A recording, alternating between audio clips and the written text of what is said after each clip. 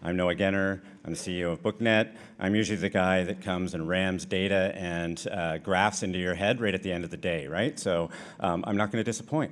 So get ready. Well,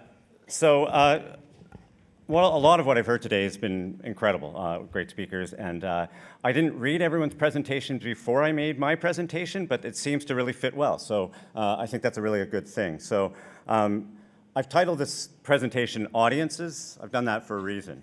I'm really actually interested in a specific topic with regards to audiences, and that is one I hope we all are interested in working in together.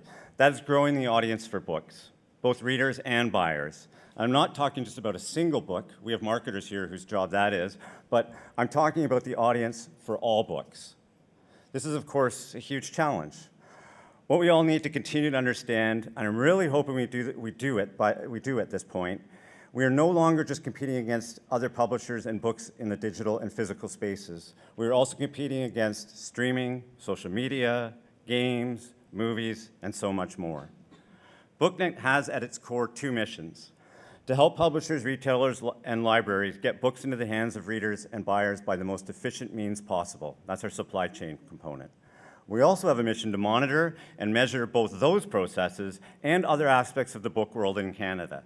It is this measuring I'm going to focus on today. Is anyone surprised? I'm going to jump around a bit, not physically, but in my deck, to feature a lot of the data we've collected to show where our audiences are now and maybe where they are going. But I'm going to focus primarily on two areas, the first being the technology and business model area. Can we reach new readers by using technology? Something BookNet's really interested in exploring. I'd say the answer has been proven to be yes. The challenge has been making some of those changes profitable and at least self-sustaining. There are companies experimenting, maybe they're even beyond the experimenting stage at this point, with delivering content in different ways, and that are helping to grow the audience for that content. I looked at companies like Wattpad, who's here today, and Serial Box as examples of this, but there are many, many others. I'm also interested in some of the concepts that were discussed at eBook Craft over the last few days, especially with the prospect of moving the book more fully into the browser. All of these seem to have the opportunity to increase our audience. As an industry, it seems that we have, if not embraced, at least accepted that our readers, and hopefully buyers, want content in new and different formats. See the growth in audiobooks, for instance. And as readers' habits and media consumption change, we must keep adapting. I'm definitely not going to try to make light of the business challenges that we all face with regards to new technology. But there definitely remains opportunity to increase our audiences through the intelligent use of this technology. This is BNC Tech Forum, after all, so I'm required to mention the technology aspect of this.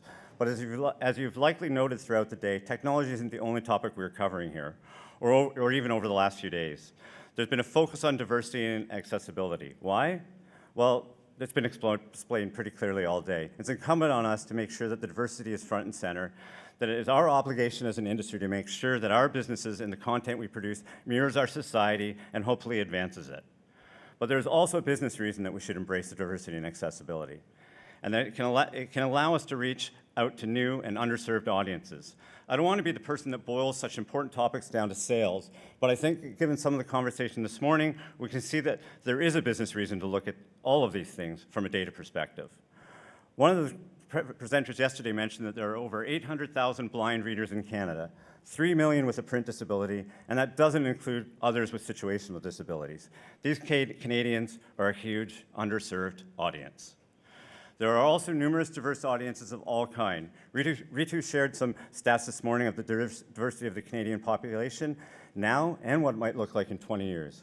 I'm not going to repeat those stats here, but I think we can agree, and it was also mentioned by Ritu, that it is another potentially huge underserved audience looking for books in Canada. So with that, let's get to some high-level quantitative data. And we're going to start with some survey data. We have just completed a survey on diversity, diverse content in the Canadian marketplace, and so that's the first study I'm going to touch on. For much of today, we've been talking about the importance of diversity in the book sector, including Kate's session right before this one. The focus of this survey, the one we ran, is the diversity or lack thereof of books in both the adult and juvenile titles within Canada. We find that publishers are making continued efforts to publish and promote diverse books of all ages. Additionally, there are an increasing number of events publicizing diverse literature, One example of this is the Festival of Literary Diversity, Fold, taking place in Brampton in just a couple months at the beginning of May, and their forthcoming Fold Kids Book Fest at the end of September. We urge you to attend those festivals. They also, I think, made a call for volunteers yesterday, so you could volunteer for Fold if you want. While BookNet has explored diverse books in the early parts of the publishing supply chain via metadata and later in the supply chain via sales, we wanted to focus on the point where books get into readers' hands. And we did this by launching a study looking at readers' experience with diverse literature, getting an understanding as to whether Canadian readers are interested in reading diverse books and how difficult or easy it is to find those books. For this study, diverse books were defined as books about or from the point of view of Black, Indigenous, and or people of color, LGBTQ plus people who are disabled or differently abled, religious minorities, and or books by authors who identify as members of one or more of the listed communities. We also asked survey participants to self-identify as members of one of those communities if they chose to do so. A big note, I want to acknowledge that there's likely a lot of bias going on here. We didn't do things like make an accessible version of the survey, or translate it, or push it out to marginalized communities. We acknowledge that there could be a lot more work done on that kind of survey, but we think it gives some indication of the demand of diverse content. So on to the data. We asked readers whether they felt that they or others would benefit from having access to more diverse books, and 57% of all respondents either agree or strongly agree that they and others would benefit from more diverse books, with only 12% disagreeing with this statement. So we next asked about the discovery of that diverse content. 62% of readers say that they actively seek out diverse books, with 22% saying that they have difficulty finding those diverse titles. 32% of all respondents felt that an increase in reading is a possibility if they were able to get access to more books. Again, an untapped audience.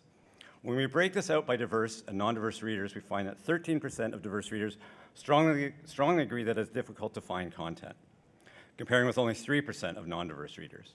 There could be a lot of things going on here, but I would hazard a guess that there may be a delivery problem, or perhaps a metadata problem at work here, or maybe just not enough content. Next, or not enough good content. Next, we asked readers what they wished the books they read represented.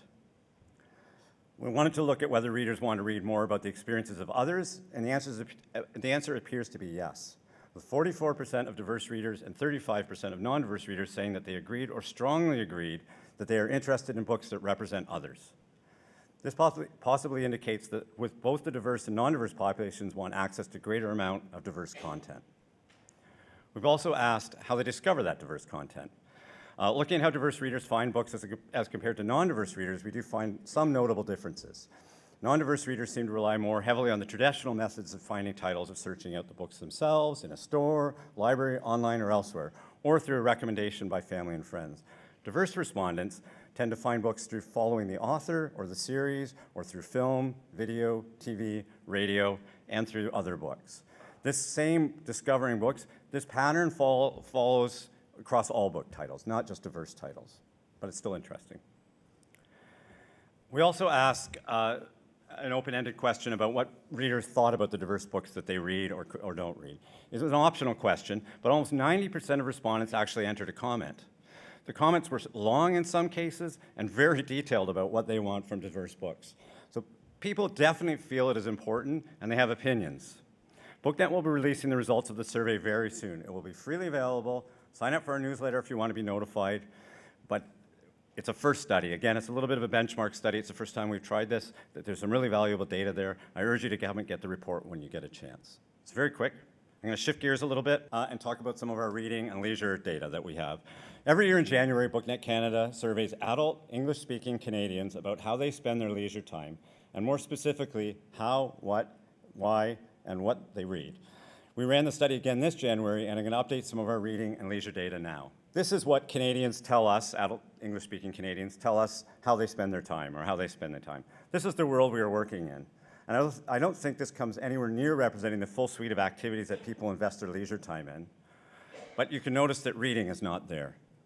So this is leisure activities that respondents do at least once a day. And reading doesn't make the list. So where is reading on the list? Well, reading comes in at 7th, with 20% of respondents reading daily, which puts it well below the one just above it, radio, at 42%, and just ahead of video games. Remember, this is an adult-based survey, so that might have some play there, and exercise. So at least people are reading more than they're exercising. People may be interested that podcasts is at about 7%. 7% of Canadians say they listen to podcasts daily. That's rising dramatically year after year. So let me just focus on reading for a bit.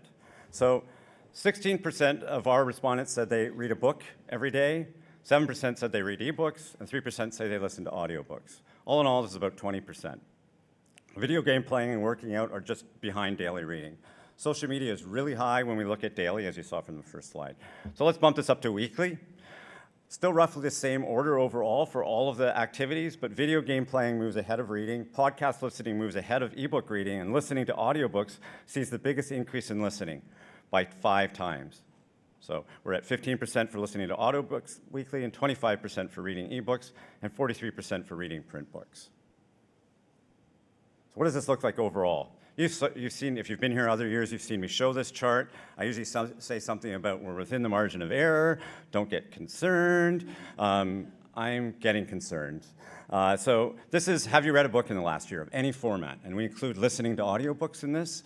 So we've seen this drop since we started surveying in 2014. Remember, this is adults, not children. And we're dropping from 88 to 78%. That's a 10% decrease in book reading, including listening to audiobooks in the last kind of 5 or 6 years.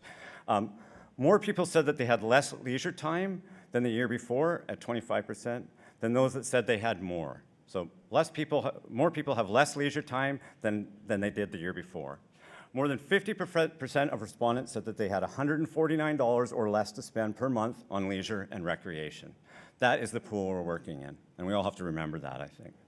So there are some good takeaways. To take some of the sting out of the previous slide, there's still some positivity here. 27% of readers said that their amount of book reading listening has increased in the last year. Only 15% said it went down from the previous year. And year over year, 34% said it went up for the year before. The year before it was 34%, so we've gone down a little bit from that, and 19% said it went down the year before. We also look at formats.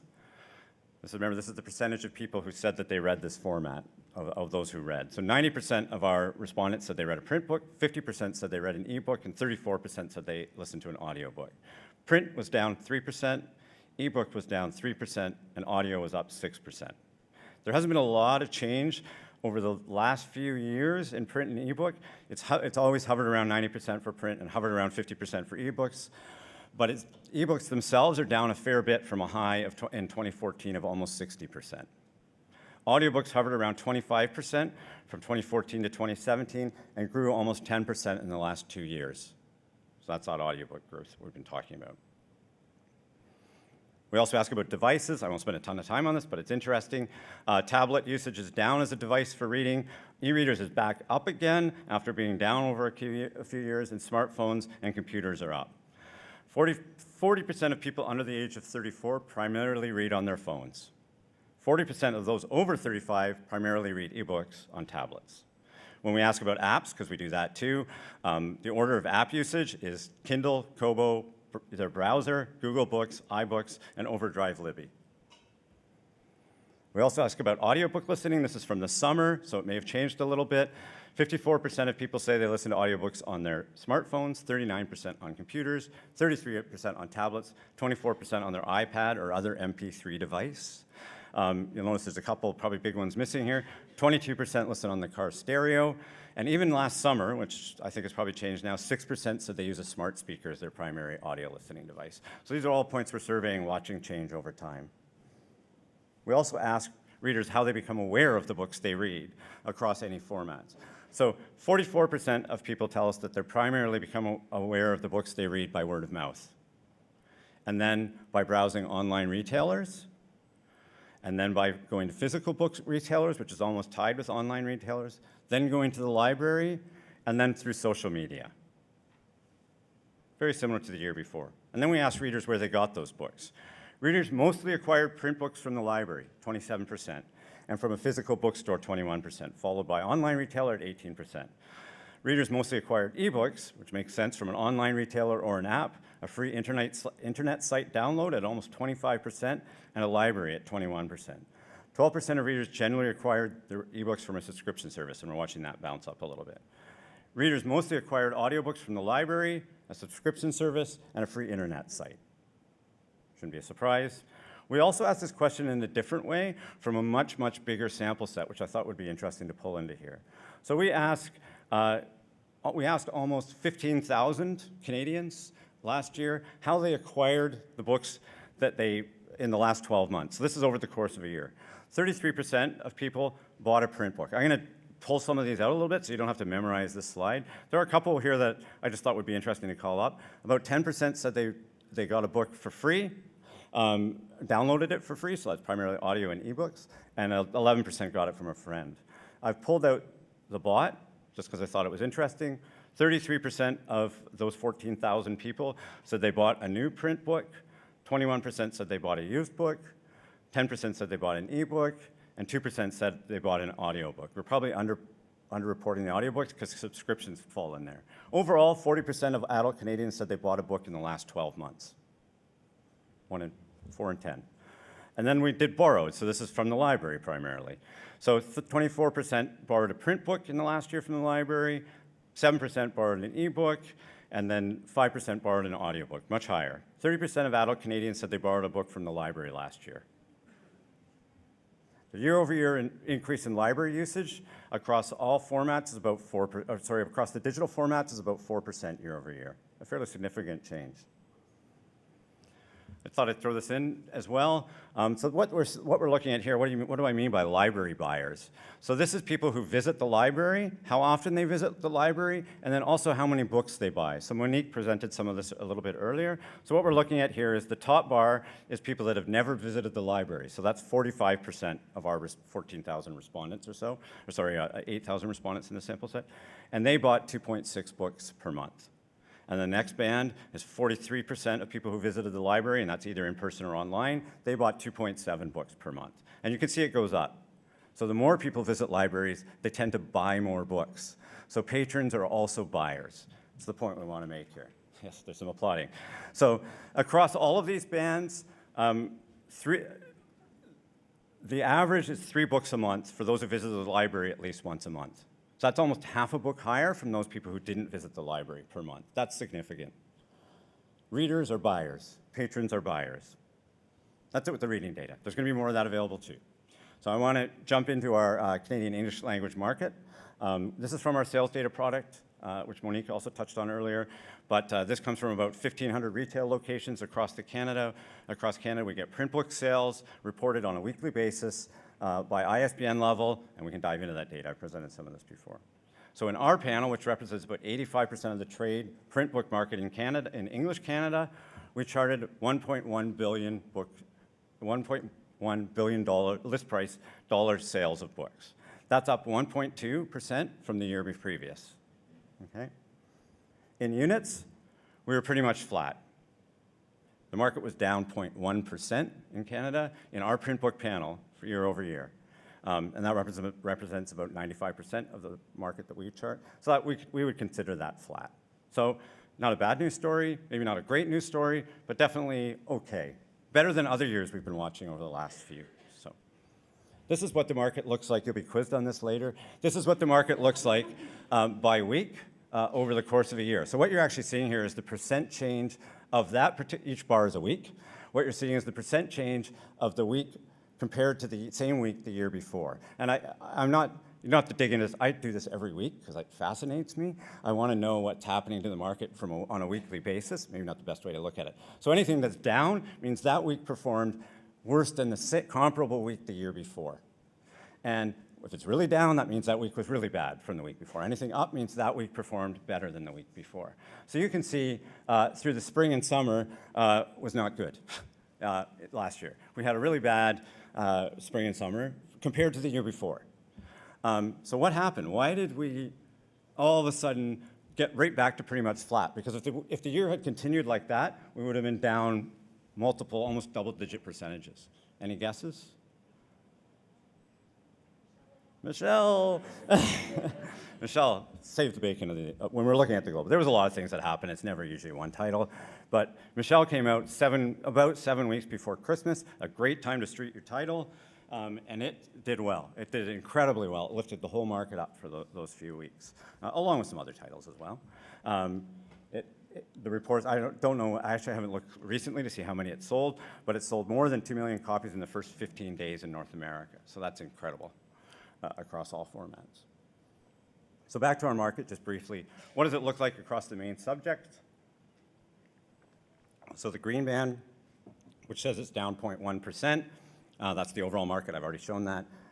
The fiction was pretty much flat too at 0.1%. Our nonfiction market was up 1.4% year over year, and juvenile was down about 0.2%. So interesting that nonfiction is doing well. Maybe that doesn't come as a surprise.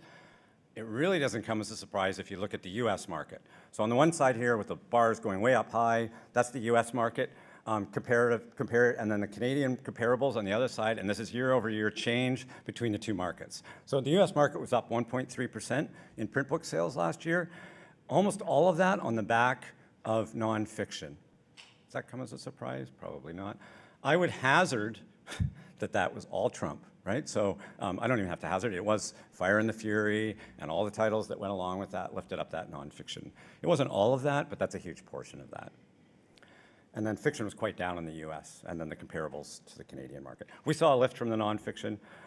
Most notably, 2018 was all politics all the time, more so than we've seen in the past. The pervasiveness of Trump-related books on the bestseller list from both the right and the left made political books one of the year's hottest categories. The counterpoint to this, and which is also in the nonfiction category, is a strong growth of wellness and comfort books, e.g. cooking, home, and self-help. This is an extension of the Higa trend, but also self-soothing impulses as people look for more control in their home lives. We've also seen this with rom-com pumping up and romances pumping up. People are looking for maybe a little bit of escapism or happiness.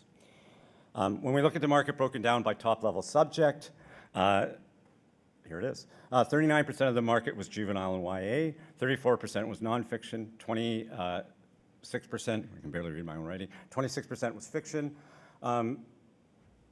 Not a lot of changes from year over year, but obviously a bump in nonfiction of about 1.14%, which is significant when you're boiling it up to these high levels.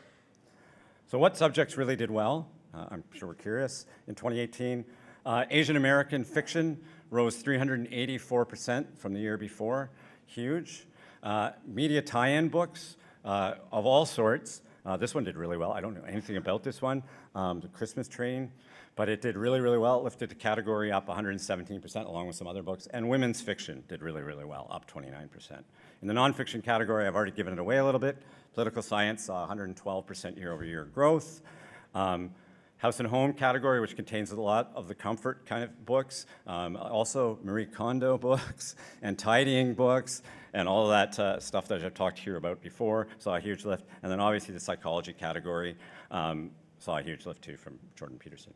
So that's our sales tracking data, and I'll come back to that in a second, but I want to jump back into the survey data again. As I've already touched on, we survey the Canadian market about their buying habits every quarter, so 4 times a year.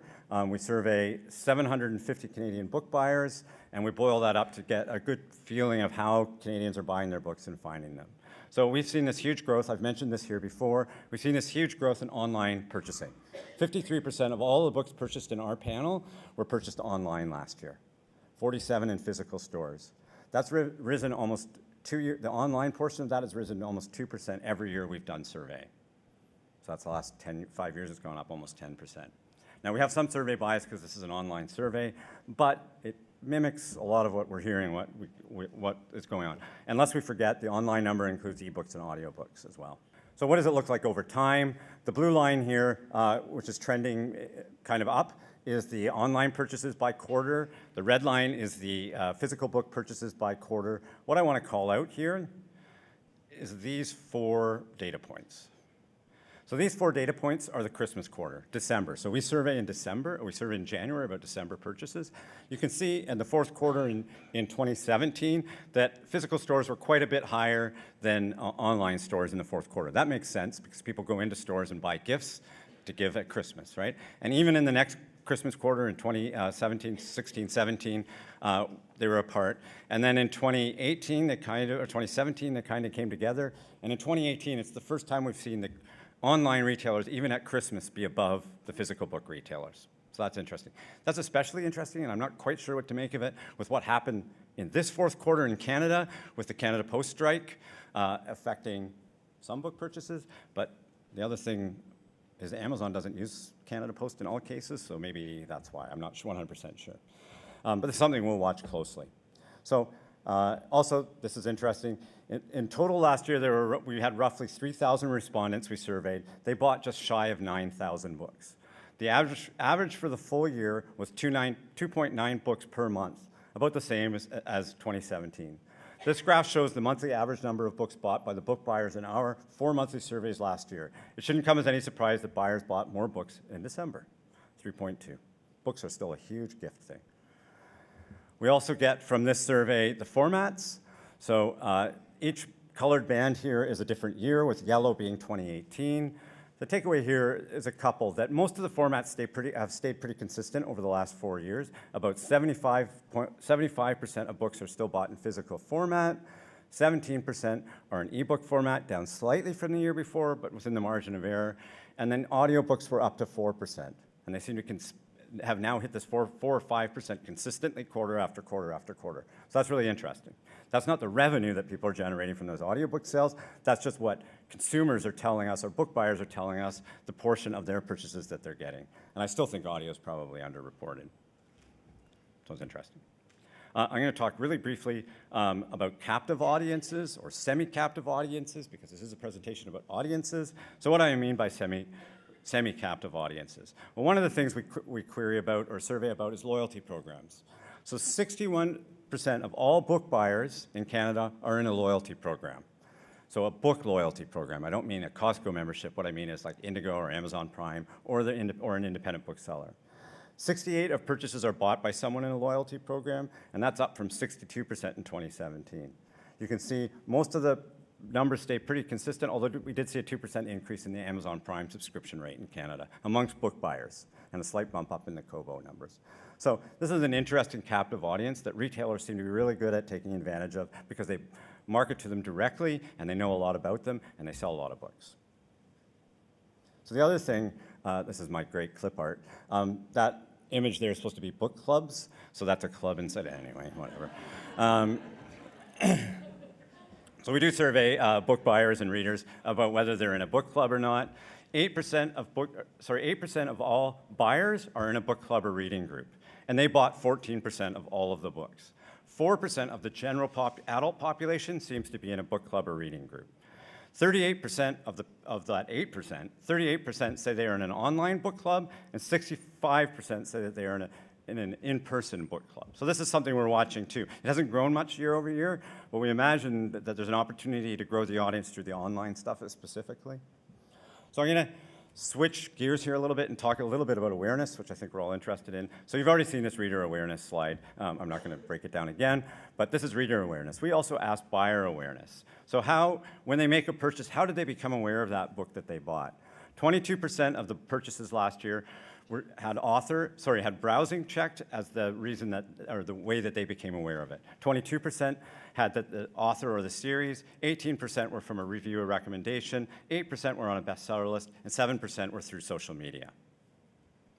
We asked follow-up questions on browsing, reviews and recommendations, and advertising. I'm going to just dig into the reviews and recommendations for a second. 18%, as I mentioned, or about 1,100 purchases had this option selected out of our 9,000-ish.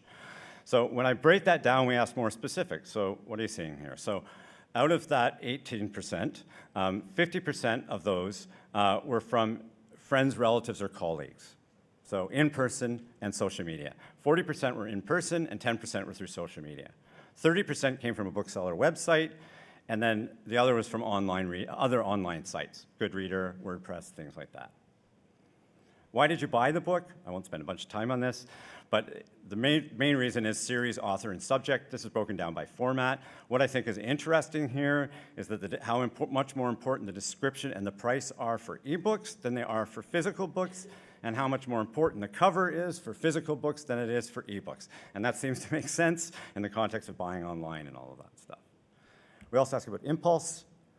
Overall, most purchases are planned, while purchases in-store can be more of an impulse than those done online. Purchases by under 40 are much more likely to be planned than those over 40. Most of the impulse purchasing is done in grocery, discount, and general retailers. It's less so in ebook and audio, and even less so in chain and less in independents. Speaking of independents, I'm going to go over time a little bit. One place we've been able to grow audiences could be by having more bookstores. That seems to be happening in the US, where the ABA has had 9 years of membership growth and a 5% year-over-year growth in revenue for their membership. In the UK, the Booksellers Association of the UK and Ireland announced that their membership rose again last year and is now at an all-time high. Here in Canada, it's hard to know how many net indie stores have been added over the last few years, but anecdotally, it looks like more are opening than closing, and we're seeing more and more activity in those channels. BookNet's numbers do not indicate a 5% year-over-year growth for indie stores like they do in the US, unfortunately. At least not that level of growth for new book sales. But regardless of that, the channel is very healthy, and it was one of the best channels in 2018. Many stores report that 2018 was their best year in some time. Some even say it was their best year ever. So with that in mind, BookNet has undertaken a survey to benchmark the indie bookselling landscape in Canada. The survey is still in its infancy, and I'll be honest, it is slow going. But we are finally starting to get some high-level data back, and I'm going to share some of that very early data here with you. Our hope is that we will be able to release this important study later this year, but we need your help. Stay tuned for the call to action, but on to some early data. We asked the stores where they're located. 50%, surprisingly high numbers said they are in a rural setting. They're self-identifying their location, so at least they think they are rural. The same discussion is going on in our office, where we're trying to identify where library branches are, and it has spirited some pretty high-level spirited discussion on what rural and what city is and what suburban is in Canada. So this is something we'll explore as we go along. Approximately 20% of the stores that have responded have been open for less than 3 years. So maybe this goes to the health of this channel. So what would we consider new stores? Is that 3 years a good threshold? I'm not sure. There are a surprisingly large number that have been around for a long time, especially with all the industry and retail changes over the last 15 years. These are what we would consider our bellwether stores. They're healthy. They're doing very well as a channel, as a group.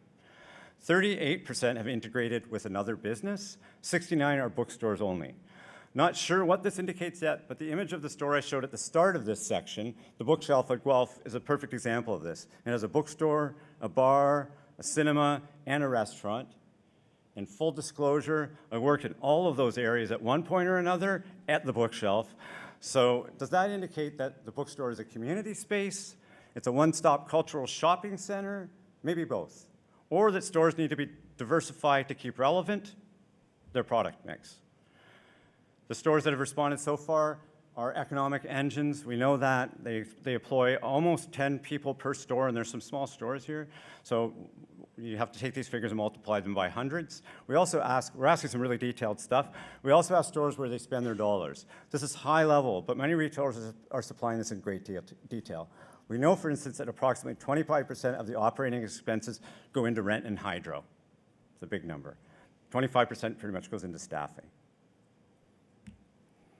We also asked them where they get the best returns on their investment. So maybe it comes as no surprise, or maybe it does come as a surprise, that 59% of the stores that have responded so far said that they had a high ROI on books, high return on investment on books by Canadians and about Canadians. It was mentioned in the retail panel we had up here earlier, but 18 to 20% of sales at indies are from Canadian authors. Much higher than the national average for retailers. The national average for all retailers is around 10%. 10% of sales are Canadian authored. There's a caveat to that, as there always is with this kind of data. It's only as good as the metadata that publishers supply to us.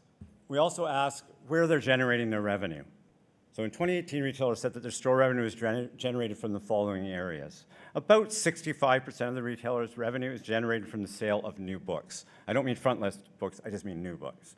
At least from the stores that have responded to our survey so far. 64% of readers told us that the new book sales increased from 2017 to 2018, with only 4% saying it decreased. 28% of stores say they generate revenue from renting out their spaces. Again, a community hub is probably an opportunity here. One of the booksellers who answered our bookselling survey spoke about the challenges in the industry right now and did an excellent job of summing up a few of the issues we are all facing in growing our audiences. So in a world where these two issues, and many more are affecting the book world, what do we have to do to increase our audiences? When I read this quote, it doesn't read as a doom and gloom quote to me. I also don't think the bookseller who wrote this meant that they were going to sell their store, pack up, and move to Thailand. But I think we all can identify that there are definitely challenges. But there are also opportunities in here. Renting your store, if you're a store, publishing more diverse books to grow your audiences. How do we grow our audience and feed them the meal that they will pay for? Because I'm interested in the business aspect of this too. These are questions we are hoping that the sessions today will, if not answer, at least help move us along the right path. So, I mentioned a call to action. Here's my call to action. We need retailers to fill out this survey. This is a benchmarking survey for the industry. There hasn't been one done in quite some time, and we need more retailers. So if you're meeting with retailers, or if you're a retailer yourself, we have collateral. We'd love for you to drop on the retailer and tell them the importance of this survey, and that their data is anonymous, and that we're using this as a benchmark of what's going on in the indie segment in our industry. So please get in touch with us at retailers@booknetcanada.ca if you feel you can help us reach out to some retailers. A lot of our research is available on our website. Some of the high-level sales data numbers I put up here are available now in our Canadian book market 2018, which was released this week. Includes some high-level numbers supplied by BTLF, our counterparts in Quebec, on the French language market, the first time we've done that. It also consumes some consumer data, and it has the top-level sales data for the whole market.